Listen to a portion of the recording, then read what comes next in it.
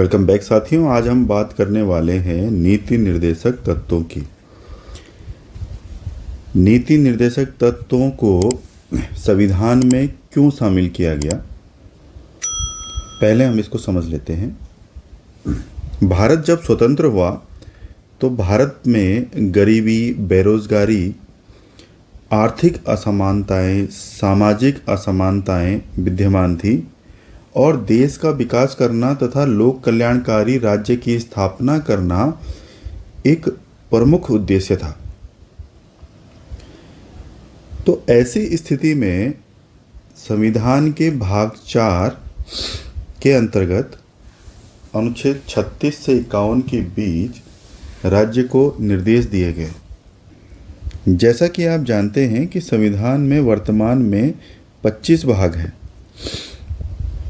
जबकि मूल संविधान में ये 22 थे। तो इन 25 भागों में से भाग नंबर 4 के अंतर्गत अनुच्छेद 36 से 51 के बीच राज्य को कुछ निर्देश दिए गए हैं। इन्हीं को नीति निर्देशक तत्व कहा जाता है। ये नीति निर्देशक तत्व आयरलैंड से लिए गए। आयरलैंड एक देश है, वहाँ से प्रेरणा लेकर के ये लिए गए हैं। नीति निर्देशक तत्व न्याय योग्य नहीं होते, यानी कि इनका न्यायिक पुनरावलोकन नहीं हो सकता। कहने का मतलब ये भी है कि नीति निर्देशक तत्व बाध्यकारी नहीं होते। इन सब का मतलब क्या बना? इन सब का मतलब ये है कि अनुच्छेद 36 से लेकर के 51 तक में जो जो बातें कही गई हैं, आप उनको लेकर के किसी न्यायालय में नहीं जा सकते कि भाई मुझे यहाँ प्राप्त नहीं हुआ।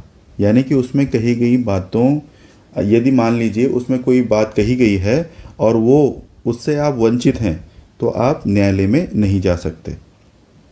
ठीक है, पहली बात ये। दूसरी बात ये कि राज्य चाहे तो उनको लागू करें और चाहे तो उनको लागू ना करें।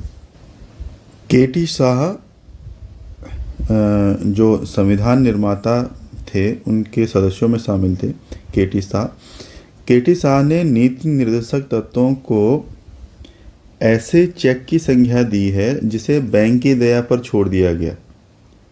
यानी कि राज्य चाहे तो इनका पालन करें और चाहे तो ना करें। इसलिए के.टी. शाह ने ऐसा कहा है।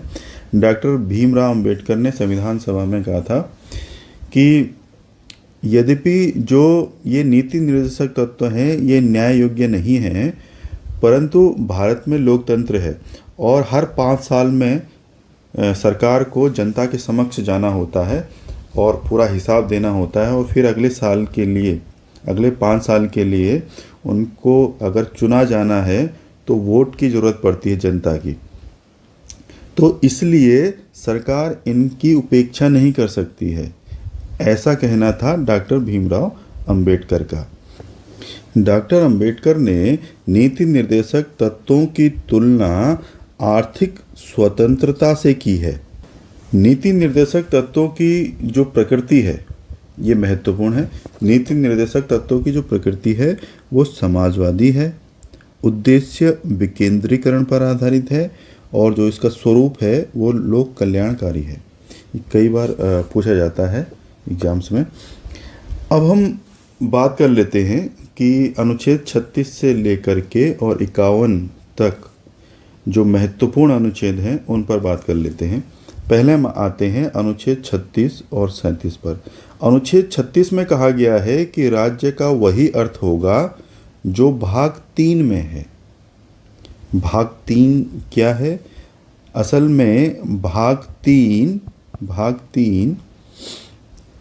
अनुच्छेद 12 से लेकर के 35 तक मौलिक अधिकार हैं। मौलिक अधिकार है इसमें।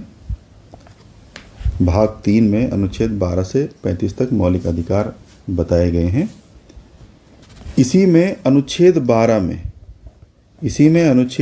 12 में कहा गया है कि राज्य के अंतर्गत संघ की विधायिका, संघ की कार्यपालिका राज्य की विधायिका, राज्य की कार्यपालिका तथा स्थानीय निकाय आते हैं। यानी कि अनुच्छेद 12 में राज्य क्या होगा इसकी परिभाषा दी गई है।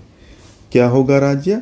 संघ की विधायिका, संघ की कार्यपालिका, राज्य की विधायिका, राज्य की कार्यपालिका तथा स्थानीय निकाय, ये राज्य के अंतर्गत आते हैं। अनुच्छेद 38 में क्या है?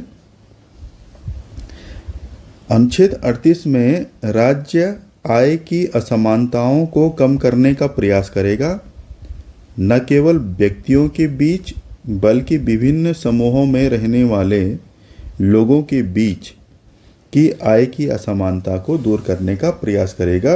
ये 44वें संविधान संशोधन 1978 के द्वारा जोड़ा गया था। अनुच्छेद 39 की बात करें तो अनुच्छेद 39 में राज्य अपनी नीति इस प्रकार से संचालित करेगा कि पहला भाग इसमें पुरुष और स्त्री सभी नागरिकों को समान रूप से जीविका के पर्याप्त साधन प्राप्त करने का अधिकार हो। दूसरा पॉइंट है इसमें कि भौतिक संसाधनों का स्वामित्व व नियंत्रण इस प्रकार बटा हो जिससे सर्वोत्तम तरीके से सामूहिक हित हो सके। तीसरा है इसमें आर्थिक व्यवस्था इस प्रकार चले जिससे धन व उत्पादन के संसाधनों का संकेंद्रण न हो। पुरुष व स्त्री दोनों को समान कार्य के लिए समान वेतन हो, ये महत्वपूर्ण है इसमें। पुरुष व स्त्री दोनों को समान कार्य के लिए समान वेतन हो, यह अनुच्छेद 39 में कहा गया है। 39 में स्त्री व पुरुष कर्मकारों के स्वास्थ्य तथा बालकों के सुकुमार अवस्था का दुरुपयोग न हो, ये इसमें अगला पॉइंट है। अब हम अगले अनुच्छेद पे आते हैं जो कि महत्वपूर्ण है।